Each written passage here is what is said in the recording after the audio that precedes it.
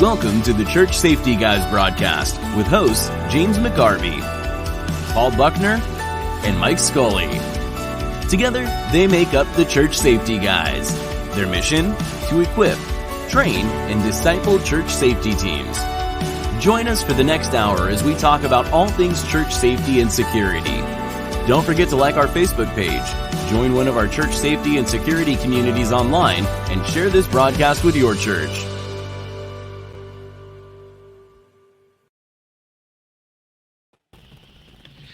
Well, good evening and welcome to the Sunday night evening broadcast of the Church Safety Guys. I am James and I am joined by my co-hosts and cohorts in crime, Paul Buckner and Mike Scully. How are you guys doing tonight? Doing Not well. Too bad. Good evening. I understand it snowed in your vicinity, James? It did. Just like a minuscule... Right. Yeah. I'm with you. My kid's like getting behind me saying... Columbus, Ohio, just a minuscule amount. So fun for everyone. Yeah, one of my kids was hanging out with some friends tonight, and I went to pick her up, and I'm like driving from my house to the church, which is probably about 7-8 minutes, and it was almost a whiteout. Like it was blowing up off of the road at the church, and I'm like, what is this?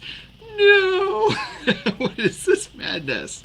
So, fun times, for sure. In the central Midwest, that's when we panic buy bread and milk and cheese and water and then run home. Yep.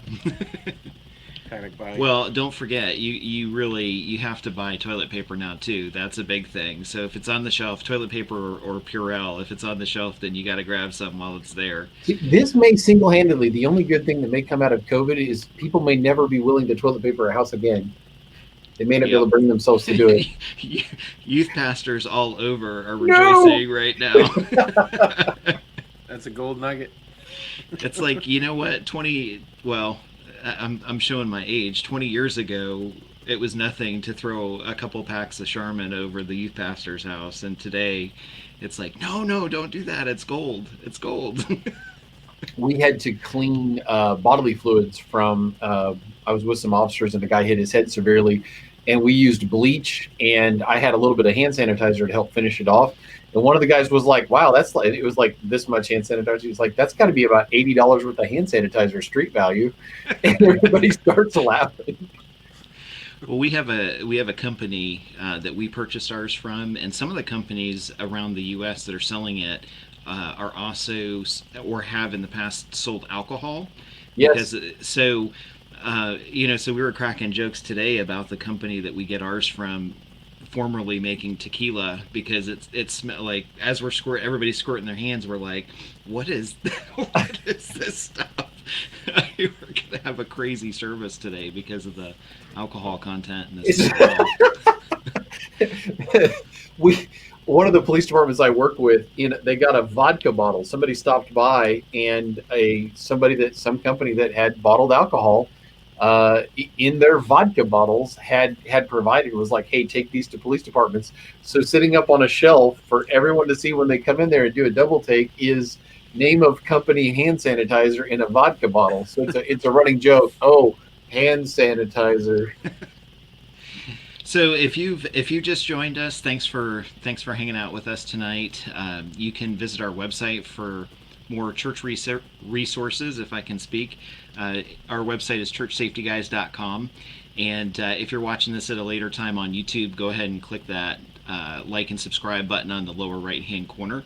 That helps us out. And if you're listening to it on a podcast, which we update, all of our broadcasts go on the podcast the next day, feel free to click like and subscribe, because that helps us as well. So in trying to remain somewhat serious, so Mike had some excitement today because he finally got to actually go to church. It was pretty amazing. It's like we almost forgot what some of it looked like, but frankly for us it was pretty new, because we only had 2 weeks in our new building before COVID shut us down.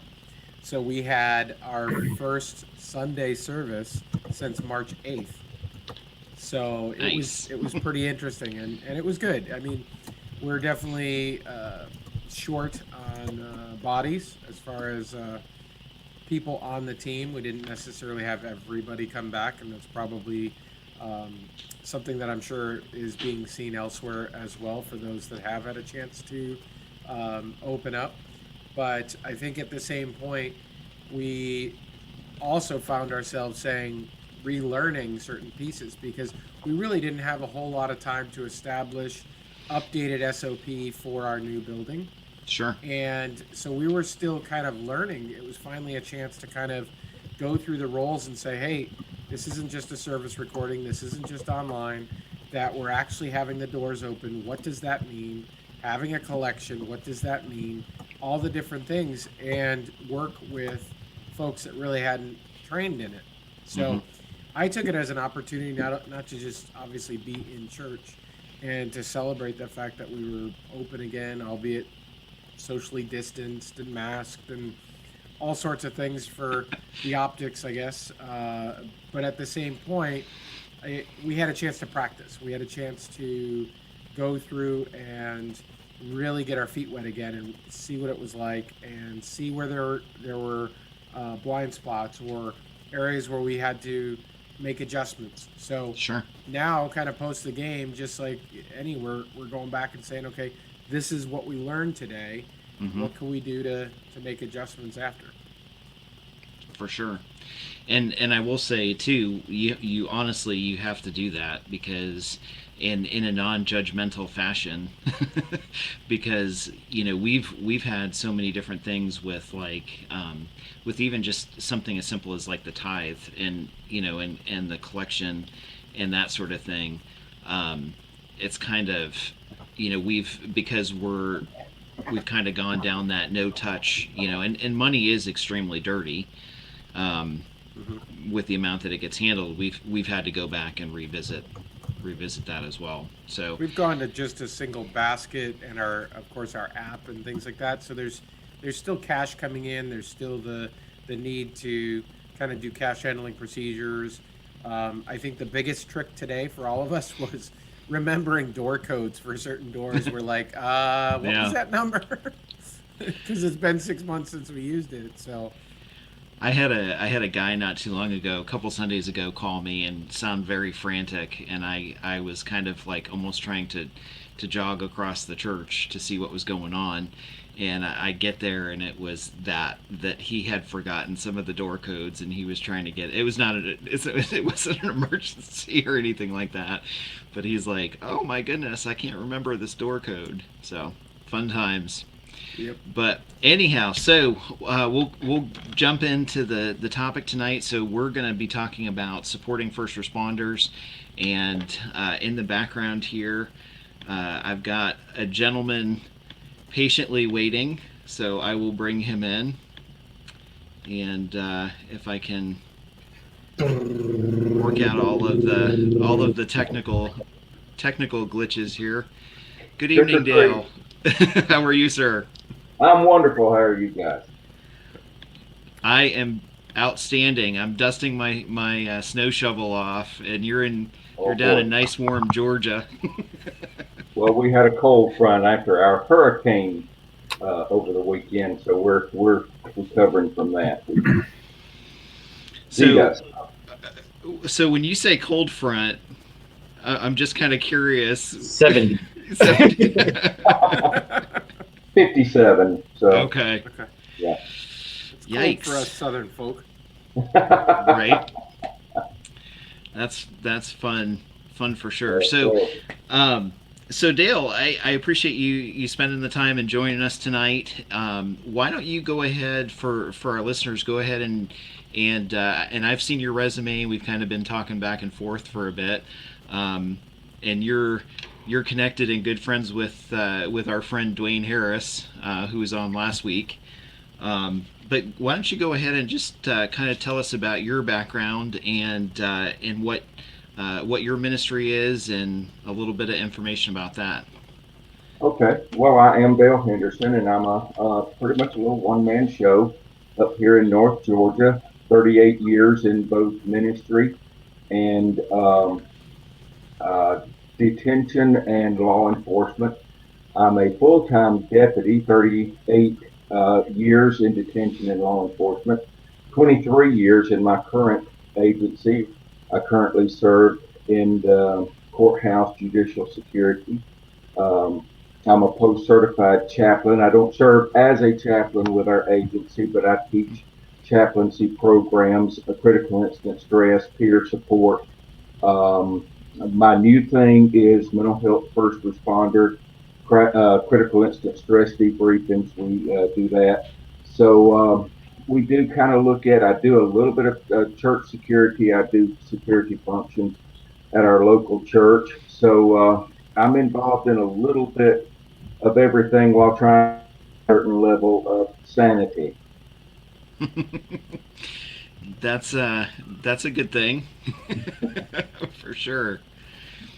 For sure. So awesome. So we've kind of talked a little bit back and forth, but you're kind of going into the idea of mental health from a COVID standpoint, and then also just with what's going on in our culture today with first responders. Well, Um, I don't know a lot about COVID. Let me say that the worst thing that we can do, in my opinion, about COVID is to politicize it. Now, I recently did a funeral for one of our deputies who lost it. He and his wife both had it at the same time and were in separate hospitals. hmm, Um, she died from COVID, and I conducted her memorial service. And he just has returned to work recently on limited or light duty. And I just transferred back under his.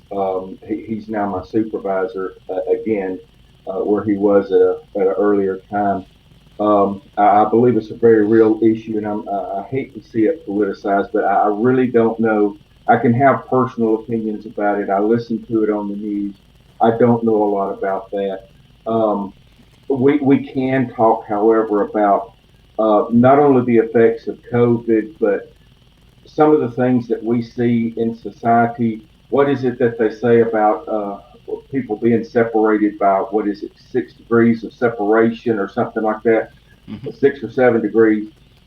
There's so much that we can say about mental health or peer relations and church security. I guarantee you, within the next few minutes, we can very closely relate all of those things, and I can give you some numbers and some sentences and jargon here in a minute that will probably say we didn't know how close church security was to this. And I think it's a very real issue, especially what we may see unfold in the next week or the next couple of months. It's going to be very, very real, not only for our first responders, but Hmm. for anyone who's involved in church or faith-based security operations. Sure. Now you have, and right before we jump into that, you have set up a nonprofit as well. Is that correct? That's correct. It's called Centurion's Faith Incorporated. It's nothing very large. It is becoming more and more of just me doing one-on-ones. I basically work with other organizations. I work with one of our local EAP providers. We do critical incident stress debriefings. I also lead a local group. You may have heard of Reboot Recovery. I'm a local uh, group leader for that. I do 2 or 3 uh, stress, trauma, recovery, healing groups a year here locally. So I usually try to team up. I don't believe in reinventing the wheel, so to say. So I'll just team up with some of those guys and basically try to do some one-on-one to try to help as many first responders and their families as I can here. So yes, that is something that we do here on a local basis. Um, I've got a lot of resources on my little do-it-myself website. Church Security Guys is one of those resources. So I like to put as much information out there as I can so that people can just go to the website and click on whatever resource that they might be looking for to make it real easy for them to get the help that they might need. Awesome. So let's jump into that, the topic of mental health and church safety and security. You mentioned that you think in the next couple of weeks, especially, that'll be an important topic, and I really agree with you. That's something that we've talked to Dwayne about before as well, and a lot of the churches that I've talked to, and I know Mike and Paul have too, have asked, like, what's the next big thing? Like, what can I be prepared for? And that's kind of, honestly, the mental health as a result of of COVID or protesting or all of that. To me, it seems like something that we really need to try and get ahead of, as as the church in in North America. But on that note, what are your thoughts on that, and what do you think? What are some things that maybe the church can do to kind of be prepared for that, or better prepare themselves for that? I think the biggest thing that we have to be concerned with is just uncertainty. I don't know that we know what to expect. Mm-hmm. You've got a group in California that says, okay, we're going to fine you, we're going to put you in jail, we're going to do this if you sing a song. You may have a group out here on the East Coast that says, it may be something totally different, just a group of people that would go into a church service and disrupt it just because they don't agree with what the preacher says, or whatever. Church security is just, Grossman taught us to beware of terrorists, whether they're international terrorists or homegrown terrorists. He said beware of terrorists. They're looking for soft targets, movie theaters, schools, churches. And so we really come up against that. Now what we're looking at, maybe over the next week, couple of weeks, couple of months, is teenagers, young adults, people who are revolting against the government or a set of standards, law, righteousness, whatever. You've got the abortion issue. You've got the COVID issue. You've got Supreme Court nominations and everything that they disagree with. Who knows what their targets are going to be? They're targeting police stations, courthouses. Uh, who knows what their targets are going to be? And I think that everybody should. My kid goes to high school a mile from our house here. They're not having school on Tuesday for the reason that we heard was because they were afraid of some skirmishes that might break out between Biden supporters and Trump supporters. And they don't want the kids in that close of proximity. So who knows? We've got people on standby in case there's trouble at the polling places. We don't know. Is this going to seep into the church? We don't know. You bring up an abortion issue. Is that going to draw some kind of crowd, some kind of negative publicity? We don't know. It's just a time that I believe we've got to take the stance. We're gentle as doves and wise as serpents. We have to be on our toes and watch everything that we do and who's coming on our property. We just got to keep our heads on a swivel, as they say. Look all the way around. Be prepared for anything at any time. I think Yeah. that brings up. Go ahead, brings Mike. up a good point. I think right now is we're very accustomed to periodically doing threat analysis, of going through and identifying, all right, what are the risks that we potentially face in the church security world? What is coming up? What is the pastor speaking about? Does that provide a risk? What's going on in the relationships of people in the church? But I think what many churches are perhaps not accustomed to is doing this on a more regular basis, more rapidly, and changing environments, and understanding that the news cycle of the day can raise the threat level for our churches instantaneously. And all it takes is everything from an event that occurs somewhere to a tweet to what a result of an election to whatever it might be that could make churches, even those that you think are lower risk based on political standings or other sorts of things, that they still become targets because they're visible and they're centrally located and accessible. So I think we have to be thinking about being more fluid with our threat assessments. Mhm. For sure. Paul, you want to jump in on any thoughts on that? You're hitting on a lot of great points because you've got people that'll come into a church and try to smuggle in signs and stand up and blurt out their message, or you've had churches that people have come up and struck a priest. Maybe an Episcopal church or a Catholic church. We've had people that are attacking the physical edifices of that church when no one's there. It's a hop, skip, and a jump from tearing down a statue to burning a church to trying to kill people inside the church. And we definitely have to be as innocent as doves, but as shrewd as vipers. And I had a conversation with a guy a couple of years ago. He's like, well, aside from, and he started naming off like edged weapon, attacks or firearms attacks. He said, what do we really have to fear in church safety? And I said, well, I don't know that we fear it. And I'm paraphrasing, but I'm like, an SUV is a pretty deadly weapon. If it comes crashing through the front doors or if it catches people in a crosswalk, there have been people that have committed acts of terror because they couldn't get their hands on a weapon, another kind of weapon, a knife, a rifle. They couldn't get their hands on a bomb, didn't know how to make a bomb. So they turned a couple of 1,000 pounds of steel and rubber into a deadly weapon. And so we definitely need to be watching for those things. And maybe it's just a person. Somebody made a comment the other day that our current political system has really brought out the crazies.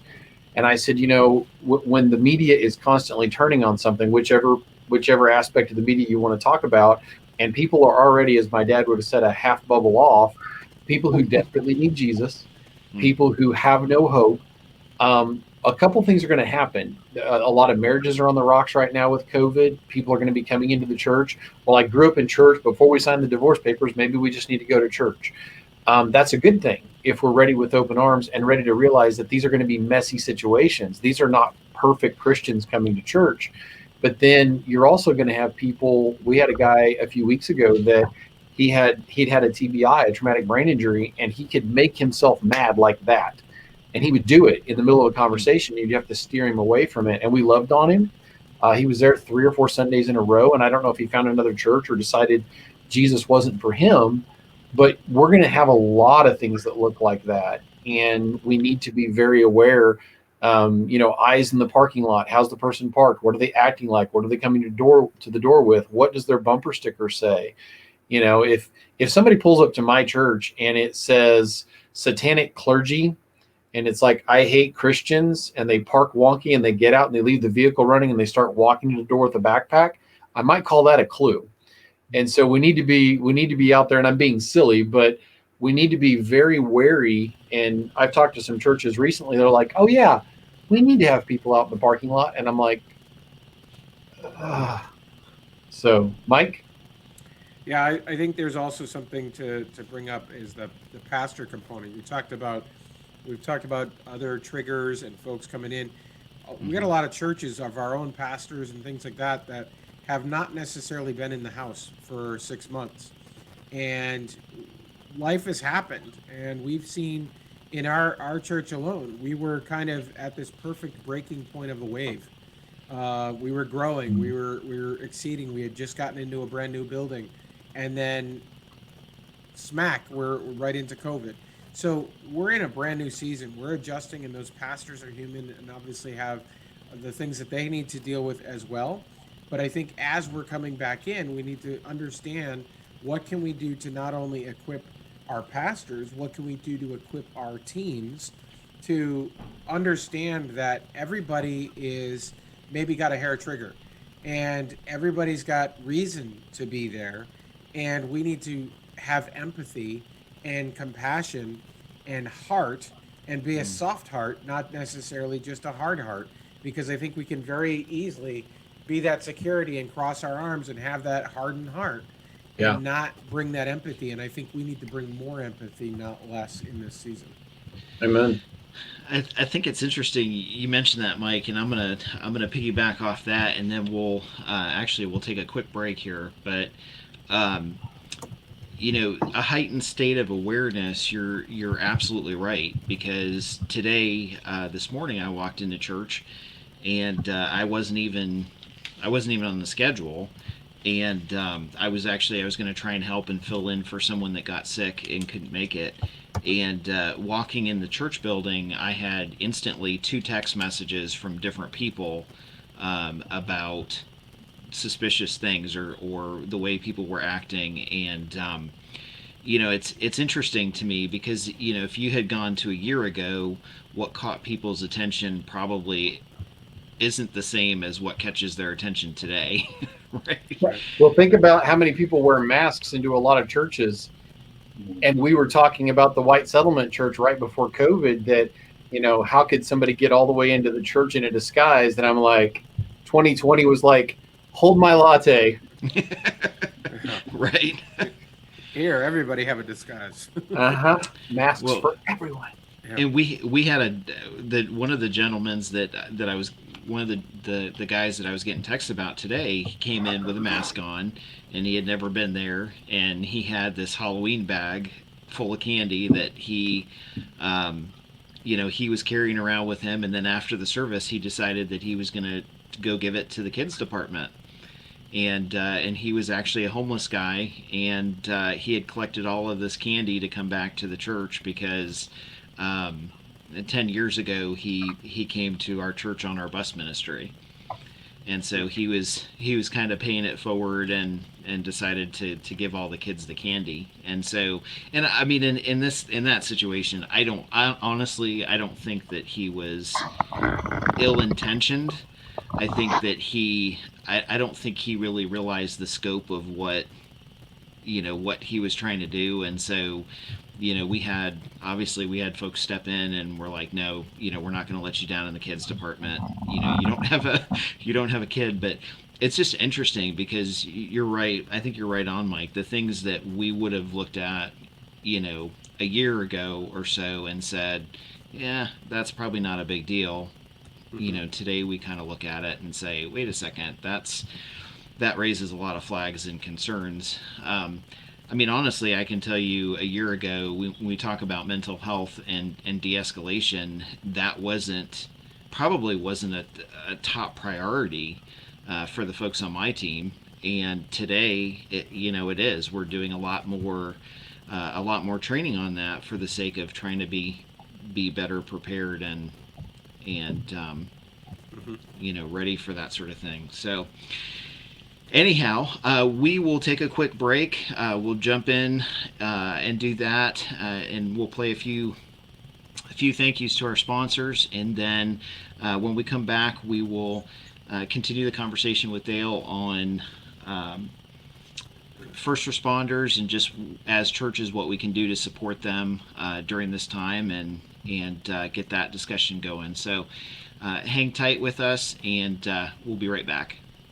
With over 50 years of experience with religious and nonprofit organizations, Thomas Alexander Insurance & Associates understands that your congregation is different from a traditional business. We're here to fulfill your needs, coming to you while creating a personal plan for your budget and size. From your local community to around the globe, we are advocates for you. Thomas Alexander Insurance & Associates, your partner in service.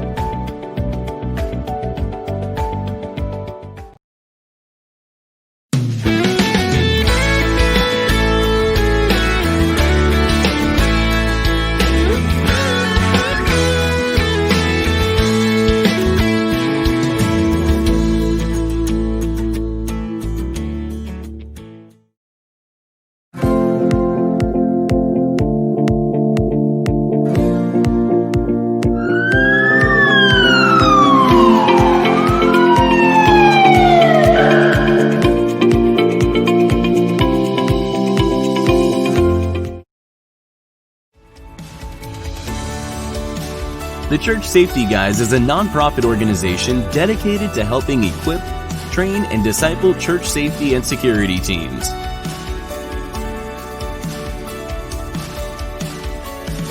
We are about all things church safety and security, which starts with a ministry mindset and a servant's heart.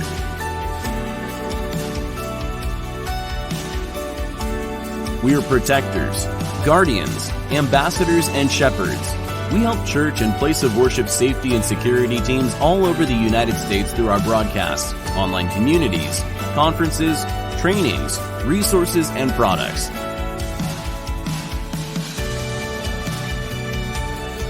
Help us reach more churches in impactful ways by considering becoming a monthly ministry partner. $2, $5, $20 a month will help us continue to provide these resources.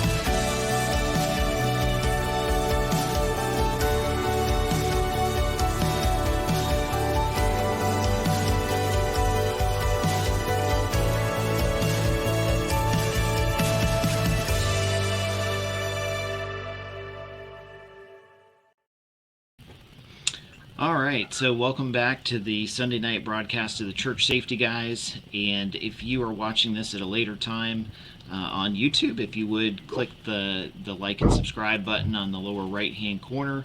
And we are, just for those of you that are listening, we are still doing our To Protect and Serve fundraiser to donate copies of that devotional. And I think right now we're actually, since that came out, we're actually pushing about 500 copies that we've been able to actually give out and put in people's hands. And I talked to an officer today that came up to me at my church and thanked me because we had supplied devotionals for their entire department. And a lot of their guys, because it's a small department, a lot of their guys have been working part-time or work part-time and then do another job full-time. And so some of the guys are just getting really frustrated. And so this individual said to me, I really appreciate you guys, giving us those devotionals, because I've been witnessing to this guy forever. And he started asking me questions about the devotional and about one of the topics in it. And so I'm like, you know what, praise the Lord, I'm glad that we're starting to hear stories back to say, hey, this is a blessing and this is beneficial. And we're still doing that. Like I said, we're still doing that fundraiser for those of you that want to jump into it. But we have departments that have reached out to us and said, if you have any extra, we'd love to distribute them and give them to our officers. So prayerfully consider that. And if it's something that you're interested in for your church or your church using to help first responders or your safety team, feel free to visit our website at churchsafetyguys.com. And we've worked out a formula to actually give you guys a bulk quantity discount that's a little bit, actually it's a lot better than Amazon. So tonight we're talking about first responders and what the church can do to help and be aware of. And we have Dale Henderson has joined us from Centurion's Faith. And so again, thanks for joining us tonight, Dale. Appreciate you investing your time with us. And so jumping back into it, what do you think some practical things? I mean, you do a lot of mental health classes and critical stress type situations with those folks, and your background's in law enforcement. But for a church that maybe wants to get involved in the community and wants to show their support to law enforcement, what do you think some things, like simple things for them to do would be to like get that ball rolling? Well, a lot of churches the first thing they want to do is, let's have a big service for them, let's cook a big lunch for them, we'll sing to them, we'll preach to them. It's very difficult nowadays to get first responders and their families to come out. A lot of them, they do go to church. Now, they may live like the devil, but they go to church with their wife and their kids or mamas or somebody. They do go to church, and so it's going to be difficult to get them away. Or if it's their only weekend that they have off for that month or 2 months, they're going to take a trip to the mountains or they're going to do something. But the thing that I have coached some churches into doing is instead of trying to get the first responder to come to you, to the church, is to take some youth or some senior adults or whatever and adopt a precinct or adopt a fire station and you go to them and you love on them. You go and you knock on their door and you see what you can do for them. Take a cake, take some cookies, take something like that, and just kind of take them under your wing and let them know something that's close to the church, and just build that relationship with them. I think that's probably one of the most important things that you can do. That same church can send them a card or something every once in a while just to let the guys there know that you're thinking about them. And I think just a relational type of ministry that you know the guys are going to get it, and they know that they can call you, they know where the church is, they know who the people are that are there, and just build that relationship with them. I think that's one of the biggest things that a local congregation could do is just to adopt that precinct or that station house and build a good relationship with them. I like that you said the cards aspect, and I think a lot of times people think that that's a silly waste of time thing. We used to have where we are in Central Ohio. Several years ago, we used to do a carnival once a year, and we'd have bounce houses and rides for the kids. And because of some safety concerns, I started reaching out to our local sheriff's office and working with them. It's amazing how crime drops when you've got a police cruiser sitting in your parking lot, right? So on one particular occasion, we actually had them they brought out their bomb truck and the SWAT team, and so we had a array from the sheriff's office. But one of the things that I did was I wrote down the name of every officer that was there. And then when it was all said and done, I wrote a letter to the sheriff on behalf of the church. And I said, hey, I know it's expensive. I know these guys are giving up their time to come hang with kids, time away from their family. But I just wanted to say, I appreciate it. Thank you for supporting this and doing that. And it was interesting because I never heard anything back.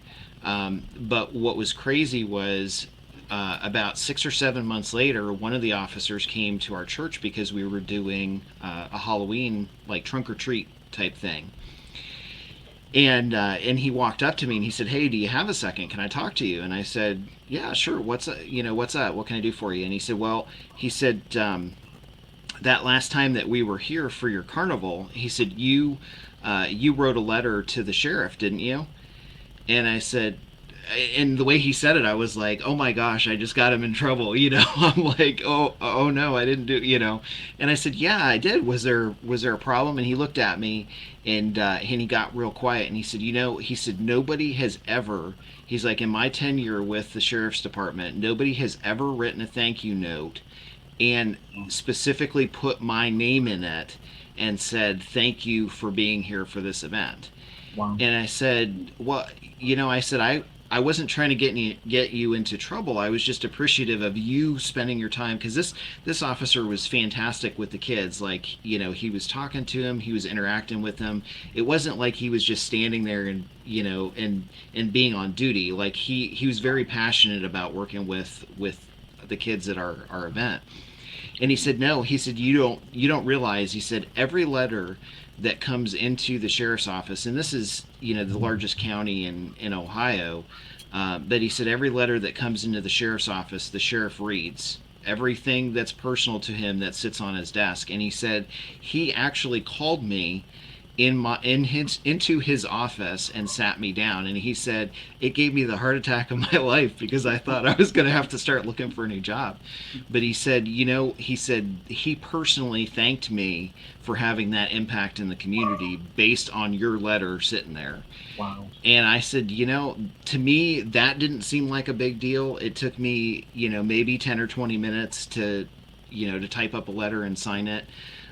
But for him, it was, in that case, it was career changing, because the sheriff actually put it in his file and said, you have this recommendation, and for the community event and that sort of thing. So I appreciate that now after hearing you say that too, because it's like, what, don't underestimate the power in a digital age of being able to take a few minutes and write a thank you note and say, hey, thank you for your time, thank you for what you're doing, because in some cases that can go much further than you would ever think it would, for sure. Absolutely. I'd like to comment on that really quick.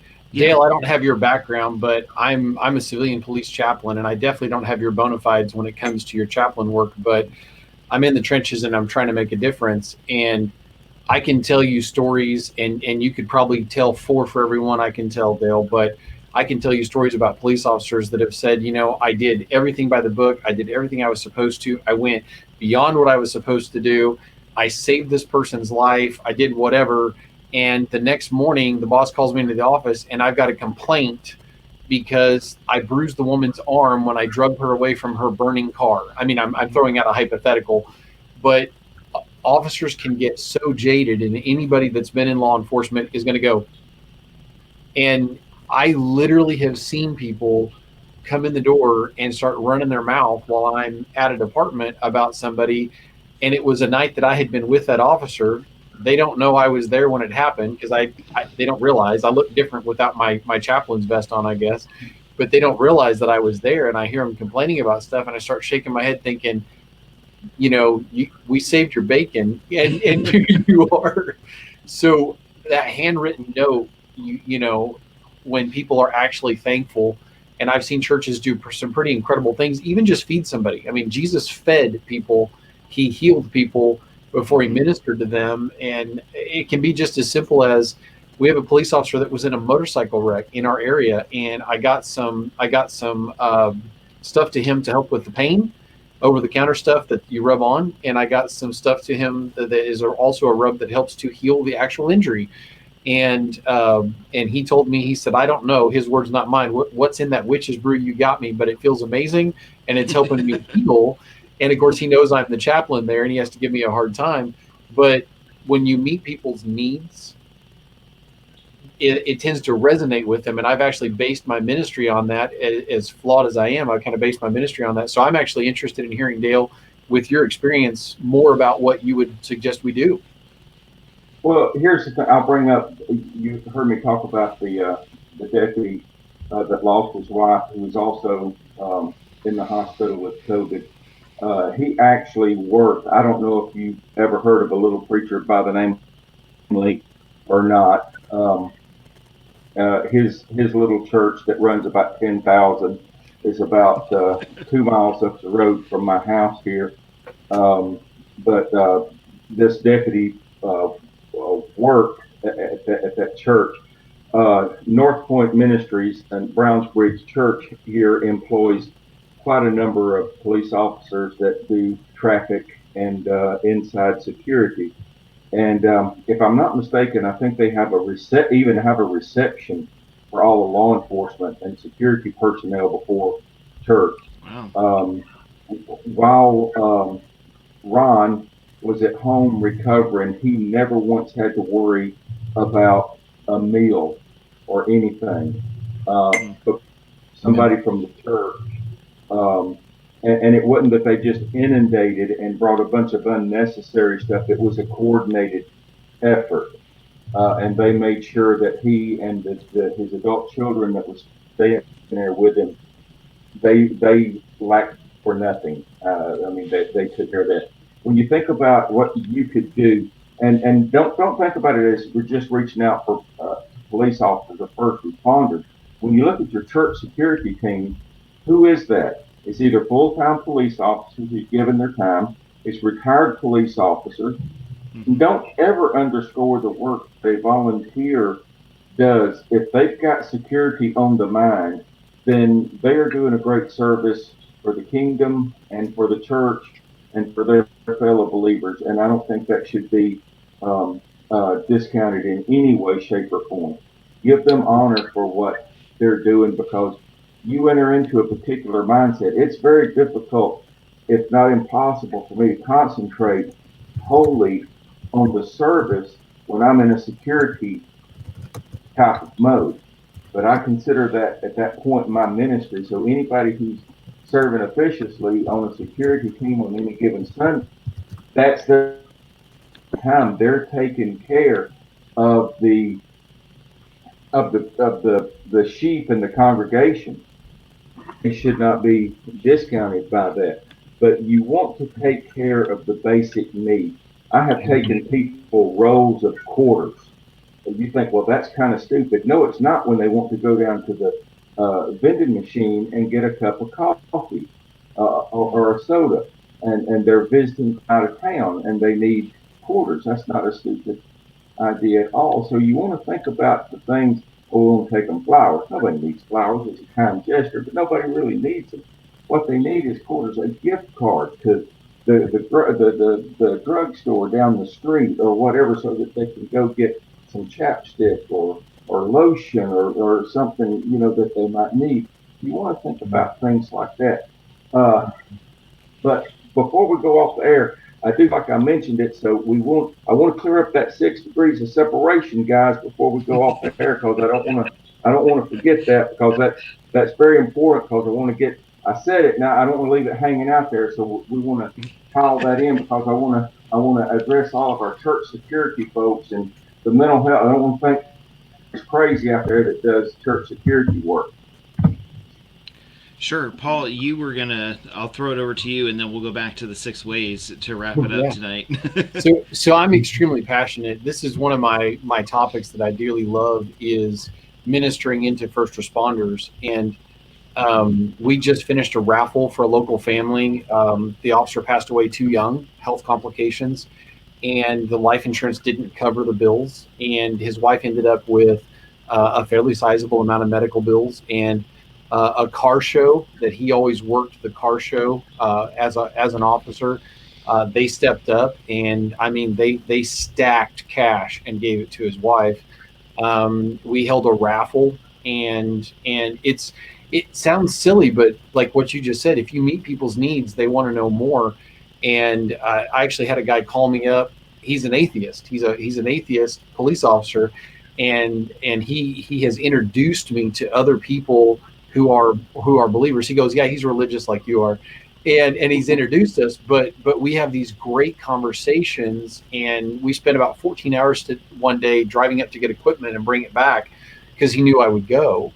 In another instance, I had dispatch in my area call me. Now, I'm a chaplain, but they called me and they said, hey, Officer so-and-so is putting somebody up for the night and then getting them into a program to help them get out of the area and get away from what they're in. Do you know a church that would step up and would cover the hotel costs? Because we all know our teachers and our law enforcement, a lot of our EMT, firefighter, first responders, all of that crew, they don't make enough money. And he actually paid for the hotel out of his own pocket. And so I made sure that he got money to compensate him. And that's where I'm headed with this. And then I'm going to lob it back to you guys. Is I was honored and really, really embarrassed a few years ago when I got a call from an officer, and he goes, hey, could you help me put somebody up? We need to put this guy up for 3 nights. And then there is a Catholic organization that helps veterans, and they're going to whisk him away and put him in his own house until he dies. He's going to be taken care of until he passes away. We've tried every church in this town over here. Nobody will help us. And this officer was at wit's end, and he turns to me, and I'm going to get emotional, and he goes, I thought you Christians helped people. And I'm telling you what, it broke my heart. And I said, I can't speak for them. And I think if they had this conversation you and I are having right now, they'd probably be a little ashamed, but we do. And I said, I'm gonna make a couple phone calls and we'll get this taken care of. And we did. And he's like, see, you and your church and this church over here that helped your church, you guys are doing what I think Christians are supposed to be doing. And so anytime that officers from that town needed help, and it's 40 minutes away, they didn't call the churches in their town. They called my church and they called another church and they asked them for help. And I guess that's a shame on us as Christians, because nobody in his town, and it's not there's churches in that town, nobody would help. So anyway, I made it more emotional than I meant to, but that hits me right where I live. And I think there are ways that we can help if we actually want to get involved, and we don't become doormats, but sometimes you got to get your hands dirty. And maybe you're standing on the side of the road at 10:30 at night praying with somebody because they just had a horrible thing happen. But, James, you're a chaplain. You get it. So anyway, on that lovely note, I'm going to lob it back to you guys. Well, I think just to add to that real quick, and then I want to go back to Dale's point. But yeah, the Red Cross, I work with as a disaster chaplain with the Red Cross, and any type of situation, you can reach out to them. You can call their 800 number, and they will try, and once they hear the situation, whether it's a fire or domestic or something like that, they will respond and try and help and set up the needs, and take care of the needs for that individual. So I honestly, and I know there's always somebody that will say, well, I want to make sure that we have this policy at our church because somebody's taking advantage of us, or we don't want to do that, or that sort of thing. But I think the reality is we need to maybe relax that a little bit and just realize that people don't always bring on stuff themselves. They might have a lot of drama in their life, and maybe it's not their intention, but at the same time, it's not just that one person that you're trying to help and be a blessing to. It carries the weight of everybody else that's involved in that situation. And, just like you said, Paul, that officer wasn't, he was involved, but it didn't directly impact him. He could have walked away and gone home and gone to bed that night. But the reality is it set him up to have a bad interpretation of churches. And, we need to keep that in mind, that, the cost of involvement in a community is not cheap. And the cost of investing into a community and supporting first responders, supporting law enforcement, supporting the individuals that are having a hard time in the community is not cheap. But failing to do that gives a bad taste and a bad perception that can stay a lot longer than the $80 for a hotel room. Yeah, no doubt. So, but Dale, go ahead and jump down that rabbit hole. we'll throw it over to you. Well, y'all have got to know how mental health is tied into this. I know this is a very confusing, and you're probably wondering how in the world and what in the world. But I just wanted to say this comes from the American Association of Christian Counselors, for which I'm not a counselor, but I'm a part of the organization as a mental health coach. 1 out of every suffers from a mental health problem in any given year. 1 out of every 25 people are dealing with a very serious mental health disorder. This is a surprising statistic, and the county that we live in has a very high suicide rate, but over 40,000 people a year, 40,000 people a year commit suicide in this nation every year. This is where we're going with this. Those who do not seek treatment are more likely to seek help from the clergy than they are from a mental health professional. So you want to know how this ties in to church security. Guess where these people are coming to. Guess who they're going to meet first. They're going to drive to the parking lot. First person they're going to see is the parking lot attendant. Second person they're going to see is the greeter at the door. At some point in time, they're going to come in contact with the church security person. Now, who knows if they're going to be acting out, what kind of issues they're going to have, if they're going to snap, but They're coming to the clergy. They're coming to the church. Now, 66% of the pastors in the nation say that they never speak about mental health issues from the pulpit. Interesting. 25% of pastors say they have no intention of helping people with mental health issues because time consuming. So they're not going to Hmm. deal with them at all.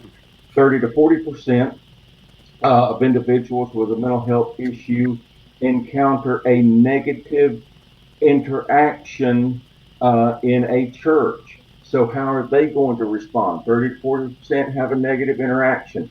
Are they going to get upset, come back, and act out? Are they going to retaliate? How are they going to respond to that? This is something the church security team needs to be aware of and that they need to know about. Most churches are not equipped to deal with this. Most individuals with a mental issue end up bouncing from church to church to church or from faith based to faith based. So this is a problem that could go from one place uh, to another. So in closing, and because I know it's tight on time, church security teams, they have to be trained, in my opinion, need to be trained in crisis intervention skills and de-escalation skills. You got an old man who loves to talk, has the gift of gab, whatever. He needs to learn to talk to people and de-escalate that if he can. Guys, we all know there's some people that you can't talk to. He's got to go to the ground. He's got to be drug out. I know you've got to love the Lord. You've got to love people, but you don't have to compromise every conviction God gave you. Okay. There comes a time when you have to protect the flock. It's that simple. Okay. And a cop, if you've got our church does not have a security team, our pastor opted to employ off-duty deputies. Trust me, a cop is going to be a cop. He don't care where he's at. Okay? So put your ushers first and foremost, and then call the gun toters or the cops in to sweep up what the ushers can't handle. That's my philosophy on that. But get those ushers trained in escorting, de-escalation, self-defense, defensive tactics. Get those guys in there. Get your parking lot people and your greeters and trained in weapon screening. Get what work with your local. You know what? Another good idea is put your security team. Let them go visit the first responders. Man, what a great connection that would be, right? Hmm. Go out and eat together, have a cookout together, train together. Wow, that's a wow Absolutely. moment, wouldn't it be? Bring them into your church and train together. That would be awesome. And then that way you can have and share stories. But and also just learn. Here's a couple of good books. I don't know where they came from. Can y'all see those? Spend spend a few minutes before shift, whatever you call shift, or before service. Read a devotional, pray together, get in a spiritual mindset. But remember that ministry is dirty work. There's nothing clean or sterile about ministry. Amen. It, another thing that you might be, if a lot of security groups use their security groups as a small group, and Hmm. 12 week, whatever your groups are.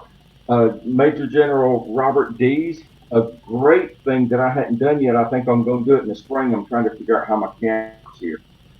Is Resilience God Style, a great resource. Like I said, I'm planning on doing this with some of our guys at church in the spring. Do you break or bounce? Teach resilience. Treat your guys need to know this, um, and it's a great resource just to put them in the proper mindset. I believe of because you don't know what they've seen in the past. You don't know what they might experience at church.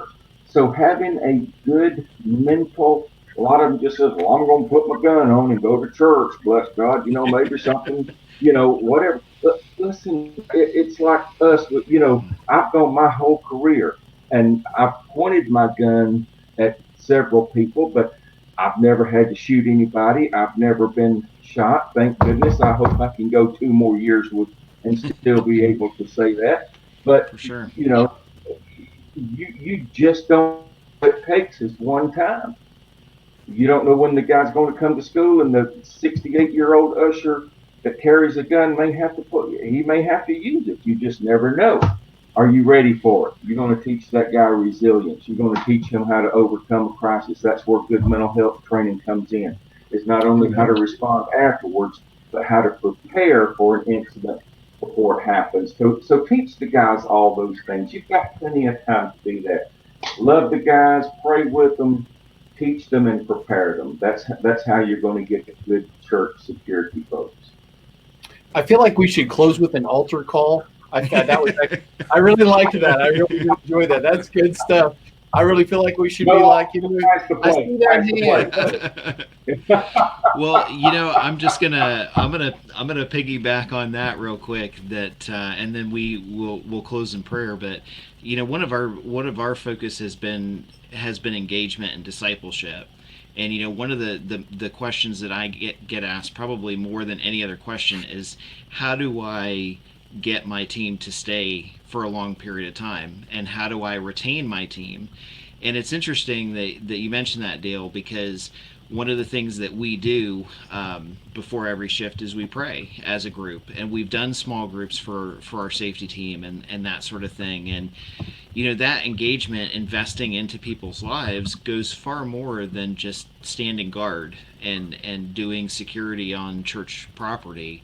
It's it's investing into individuals and discipling them, making sure that their needs are met, and that they're not just serving, and that the church's needs aren't just met.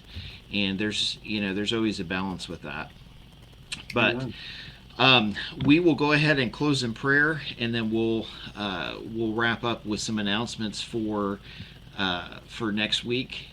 So I will go ahead and close us, and then we'll jump to that. So, gracious Heavenly Father, thank you for this evening. Thank you for the last hour.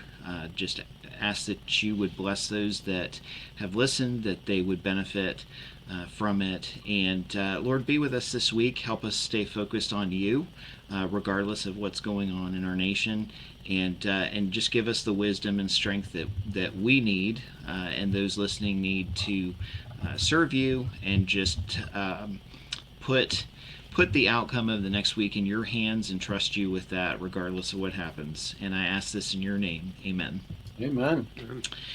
All right, so real quick, next week, actually, let me back up. So for any to reach out to Dale or connect with him and his resources, we've posted his link.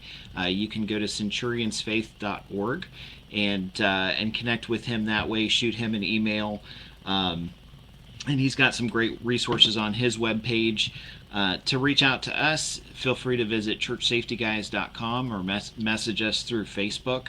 And next week we've got one of my favorites coming back, and that would be Mr. John Leo Riley from General Response. And he is actually going to be joining us and talking about how to de-escalate the holidays. So I am looking forward to that. So y'all that are listening and trying to prepare for those fun family conversations for Thanksgiving and Christmas, John will be joining us, and he's passionate about de-escalation and that sort of thing, and does a fantastic job. So we're looking forward to that. So definitely come back next week, and have a blessed week. We will actually check in with y'all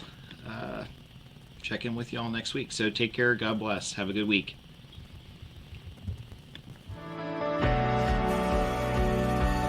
Thank you for joining the Church Safety Guys broadcast. We hope that you found it informative, and we appreciate your feedback. Looking for ways you can help us reach more churches? Share our broadcast with your teams. Consider becoming a monthly ministry partner.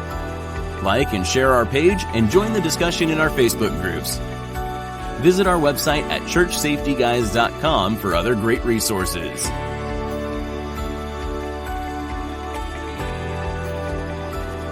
Remember to keep a servant's heart, a mindset of ministry, and semper disciplina. Always be training. Have a blessed week.